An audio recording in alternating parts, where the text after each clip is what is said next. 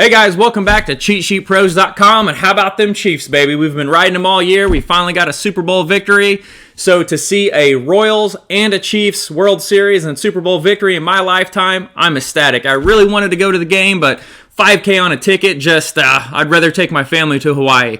So let's go ahead and get started. Today we're going to talk about the scoring model tab on the NBA cheat sheet, and this is specifically for sports betting.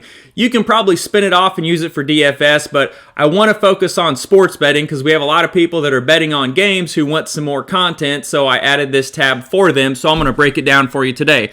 As always, make sure to follow us on Twitter, and make sure to join our Facebook group where we post our premium NBA cheat sheets every Thursday for free for everybody to try out, play with. So if you're betting sports, come join us on Facebook. Thursdays, I post them for free, usually another day of the week. I'll throw them in there and let people play with them a little bit. So it's something you can try out, and then if you want to come over and try Cheat Sheet Pros, you're more than welcome to. So let's go ahead and get started. So I've updated the sheet on the screen, and I'm going to go through. So there's two types of sports bettors. There's the guy who doesn't want to do anything. He just wants to bet some games, tell him who to pick, and that's it. Then there's the second guy I call Player B, who wants to see the stats, do the research, and feel confident about the games that he's betting in. So what I've done is kind of combine both of them into this tab and put all of the information that you need at your fingertips, and then what to look for and where to go find it. And then I'm going to show you a couple of examples of a couple big games we hit over the weekend. We hit a Portland plus 200 in a parlay, and we hit Portland plus 625 over the Lakers in a parlay that paid like 13-1. So that's right when we started the sheet, so it's relatively new.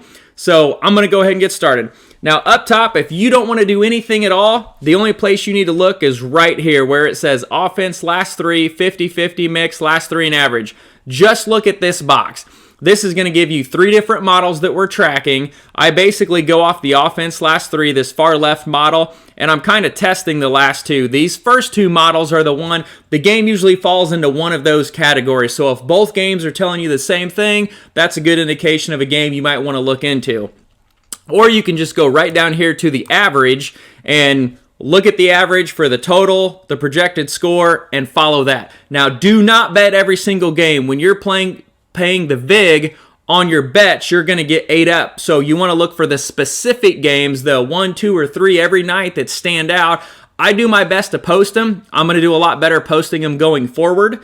So these are things to look at. So when you're looking at this, I have the total for each model right here. Now, if it's highlighted in green, that's an under. If it's highlighted in red, that's an over. So it's easy to look at. If you see green across the board, we know we're going over. And then I wrote down here who each model's picking, the favorite or the dog. So it just says favor dog. So I can quickly glance at these 8 columns and say, okay, this is an under and a dog play. So I take Spurs plus the points, and under 228.5 is kind of where I initially would go. Now, I added in today over here the Vegas money that's also on our other sheet, and this is just going to show you the percentage of bets on the Vegas side, the spread, and the total, so you can kind of see where the public's at. So, for example, there's 97% of the money on the total, and the total also, you can see, has moved up a point from 227.5 to 228.5. So, we have this at 228, 225, 226, 226. I'm probably not going to bet it. I mean, that's within 2 points of what the Vegas line is, so I don't really think there's much of an edge there. I mean, that's one shot falling in that's going to kill you. So, not a game that I like, but anyways, I'm just trying to show you how to look at the sheet and how to read it. And then over here, we've got the open line, the current line, any changes, same with the total. So you can see your Vegas line movements over here. You can see your Vegas money over here. We have our models that this is what you primarily should focus on.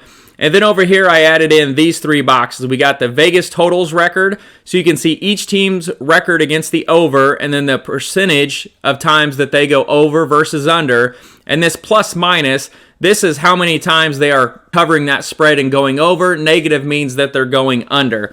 So you can see here that the Spurs are 29-19, so 60% of their games are hitting the over, and they go over by an average of 4.6 points. So that's how you would interpret that. And then down here on this Vegas sides record, you can see this is against the spread, their record, their cover percentage. So you can see the Spurs are only 44.7% of the time covering the spread. And then this plus minus is how many points they cover or don't cover the spread by on average. So this is just something good to look in when you're factoring information. And then these are the overall records. So I've got the total record here. I've got their home and road, and I highlighted it green so you can see the top team's the road team, bottom team's the home team, what their records are. Their record in the last 10 games, which I really like to follow, and then if they've got a streak of however many games they might have won. So if you want something simple, I know looking at this sheet is looking at a fucking Christmas tree, and when you flip through it, there's a lot of bright colors in it.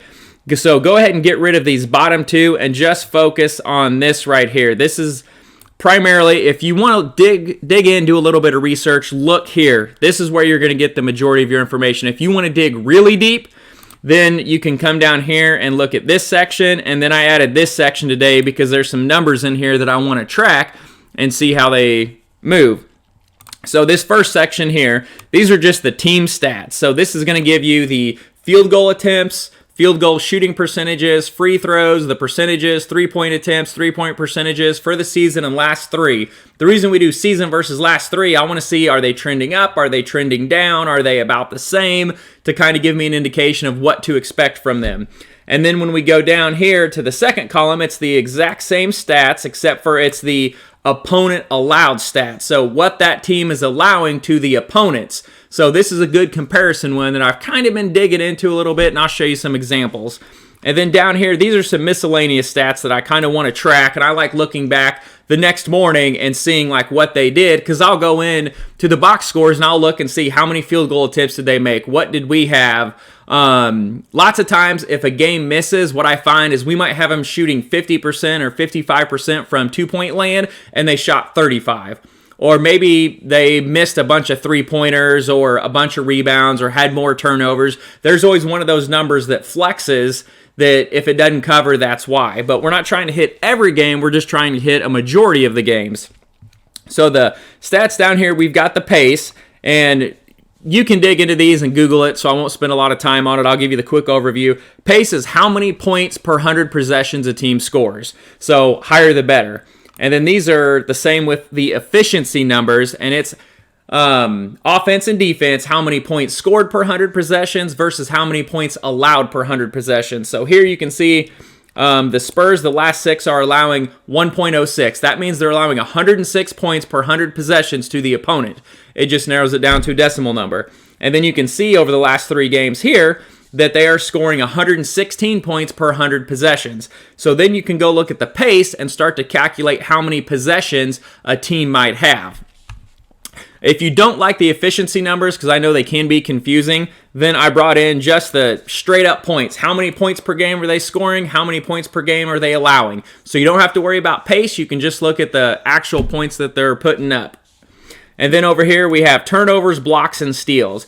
The reason I added this is on our other tab, I noticed that when a game didn't cover, the blocks and steals were heavy on one side. So maybe it's Memphis or Charlotte that blocks and steals added up. The other team had significant more. So that's something I wanted to come in and look and see if they're the same. So that's something that I'm going to track, and I'm going to also add some new tracking features in the future when I find some stats that really work that we can hone in on. So that's basically the overview of the tab. Now, the one thing you have to know, it's just like all of our other sheets. Click here on the bottom team. That's the home team, and there's a drop down, and you can see all the home teams. And if you click one, it's just going to repopulate the entire sheet with all the current model stats, Vegas numbers. And when you open up our sheets, because I posted in the morning, when you open it up, it automatically scrapes the Vegas information. So if there's a line that's not posted when you first open it up at 8 a.m., open it up again at 10, 11, 12, 1, 2. It's going to keep updating. Every time you close it and open it, it's going to go out and get that information and pull it back in for you.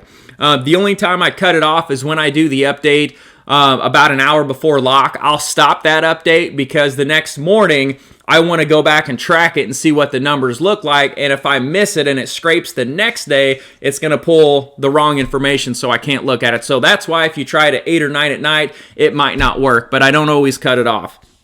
So this is just something to look at. When I first built this model and I started doing pretty decent, I was just using this top sheet. So these bottom sheets are just purely research right now that I'm looking at to see what's in there. So that's the sheet. So the next thing I want to do is when you get into a team, I want to talk about on-off numbers.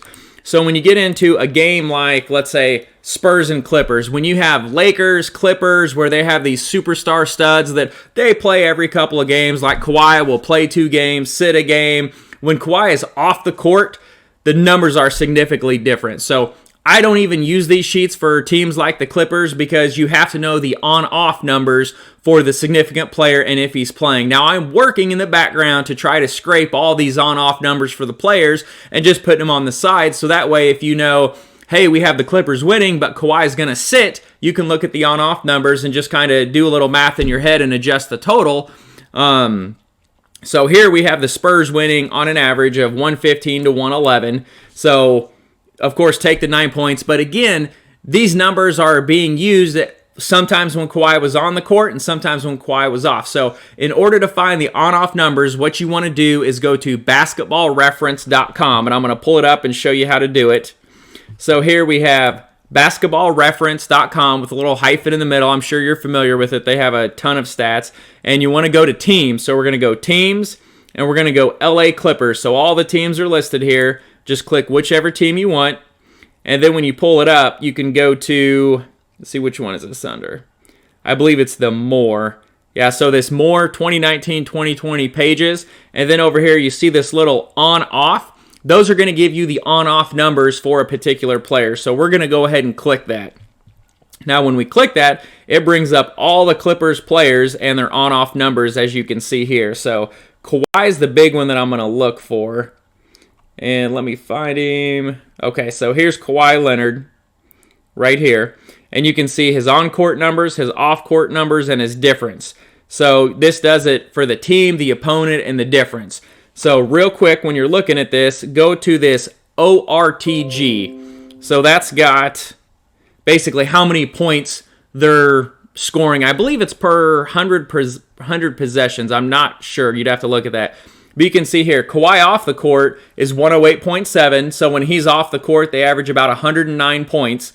And then when he's on the court, it's 117.5. So huge difference. So that's almost a 9-point bump plus 8.8. So if Kawhi's not playing, drop their offense by 9 points just to be safe. So we had him winning by, I can't remember what it was, 4 or 5 points. So if Kawhi's out, now we got him losing by 4 or 5 points. Now that's on the offensive side. Now on the defensive side here, you can see when he's on the court, they only allow 105 points. When he's off the court, they allow 109. So they also allow 4 more points per game when he's off the court. So that's a huge difference there. Now we're talking about almost 13 points. And when you come over here in this difference column, you can come right down here and you can see what the total is. So the total difference is 13 points. So that is a significant number. I mean, that's about 12% of what an NBA team scores per night. So I'm working on a way to get these numbers in the sheet so you can see them right there. That way, if like Kawhi's out, you can look. If Lou Williams is out, you can look and kind of see what the number is. But anyways, basketballreference.com, and then it's just teams, the team 2020 on-off. So make sure to look at that, especially if there are key players that are not going to play. So if you see the model, you like the model, and someone's out, go over here and look, and then you can kind of gauge what that new number should be. And this goes into great detail if you want to dig down even further. I mean, it shows the field goal percentage, offensive rebounds, defensive rebounds, assists, steals, blocks, and how he changes for the team. So you can see if he's allowing a lot more rebounds or assists or points or blocks or steals or whatnot. But there's a lot of great information there. So what I want to do now is I want to go in and I want to show you some examples from the past couple of days that we have used on these. And again, don't forget, home team, drop down, click through, it'll fill everything in. And then one more thing I want to touch on. So this column here below, it's just the difference of the two to show you who the advantage is. And I've got 2 highlighted colors, green and yellow. Green is for the home team and yellow is for the away team. And it's if it's greater than, it's somewhere between 7 and 10% or 7 and 10 points. We want to look at that, and I just highlighted it, so that's something that you can focus on.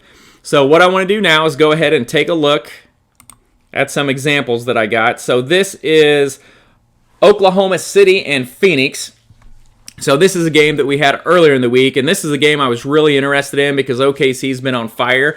Now you can see here our model had it Phoenix winning 115 to 110, both about 111, 113, 108, and then we had 113, 110. So either way, we had it a close game. 2 to 3 points, that's a coin flip. There's not enough there for me to like either side. But what jumped out at me, and I did not bet this game, but Oklahoma City ended up squeaking out a win. I think it was 4, 5, 6 points, somewhere around there.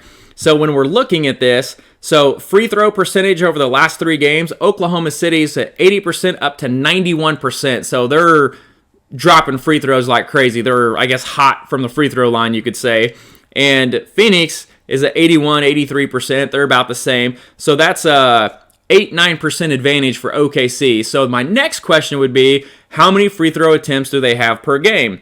Well, over here, the free throw attempts per game, OKC's shooting 21.3, and then Phoenix is shooting 25.7, so that's about the same.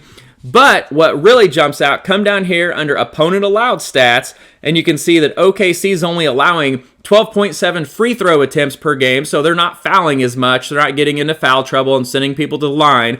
But on the other side, when you flip this, Phoenix is allowing 28.7 free throw attempts per game, which is 16 more. So if you take a team shooting 91% from the free throw line and you're going to send them to the line a ton, almost 30 times, that's going to add up to some significant points. So in a coin flip game, that would shift me over to OKC because that number to me is significant.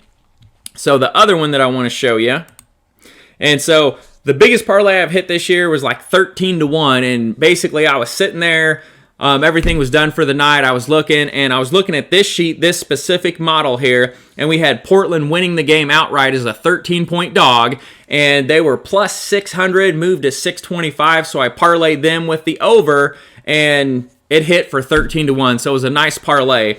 But when I'm looking at this, of course, the Lakers are one of those teams like the Clippers, LeBron, AD, those numbers are going to change a lot. So we can see in the last 3 model, we had Portland winning 130 to 106. So yeah, that's a little extreme. So I take that with a grain of salt. In a 50-50 model each way, taking data from both teams and putting it together, we had them both scoring about 114. So I love the 13 points in that case. And then over here in the 80-20 model, so that's weighing about 80% of the numbers for the offense and 20% for the defense. So that way, if the offense is way up but the defense is really good, it's going to pull that number down a little bit and adjust us. And we had them winning 125 to 110. So on an average, we had them winning 123 to 110. I can't remember what they won by, but it was somewhere between 8 and 15 points. And the game went over. And you can see here, the total went from 230 to 231. And we had it at 236, 227, 235, 233. So we had a pretty good chunk of them going over. And teams like that usually get hot. And then what jumped out at me here is Portland's last 3. So shooting from three-point land, they were at 37%, and they jumped to 49% over the last 3 games. So if you're making half your three-pointers, that's pretty significant compared to 35% for the Lakers. So you can see that highlighted yellow. That's highlighted because it's an advantage for the road team. And then you can see over here the free throw percent. They're at 79% compared to 69% for the Lakers, so they have another 10 percentage points of shooting there. So with the 3-point percentage and the free throw percentage and then the models, I was like, they have a pretty good shot of winning this game. At plus 625, you only need them to win that game 2 out of 10 times, maybe 1.5 to be profitable. So that's a game that, I threw some money on and ended up doing well. But you can see a lot of these advantages down here were for the Lakers, but they're 2%, 2 points, 1.7, 3%. They're a very small number, so I kind of throw that out the window. I'm looking for the big significant numbers. And what I've noticed is field goal attempts and shooting percentages are playing a big factor. So I hope you guys like it. I'm not going to take up any more of your time, but take the sheet. If you're a member, this is going to be up on the sheet tonight with the extra stats down there because I'm going to start tracking turnovers, blocks, steals, that information, and see if there's anything else we can put in there. I will continue to add a few things to this sheet to hopefully make it easier to read, to see how much they're going to cover by for some plays or whatever. But I hope you guys like it. I hope it's profitable for you. Again, don't bet every single game. Pick a couple that you like. I would like you to find some stats that you feel confident about because these sheets are made for you guys. I don't want to just give you a pick. I mean, I will give you some picks, but lots of times you guys can find a better way to use these sheets than I can, and you guys have actually helped me playing DFS by finding different scenarios and stats and numbers to look at on the sheet, and you guys have also added a lot of things to the sheet. So if you're a sports bettor and there's something that I don't have in here that you find a significant value to, let me know. And if there's a place I can find it, please let me know that. I'll be glad to put it in there for you and see what we can do. Other than that, we're back. Let's get some videos. I'm going to dig in for PGA this week, and let's go make some money, guys.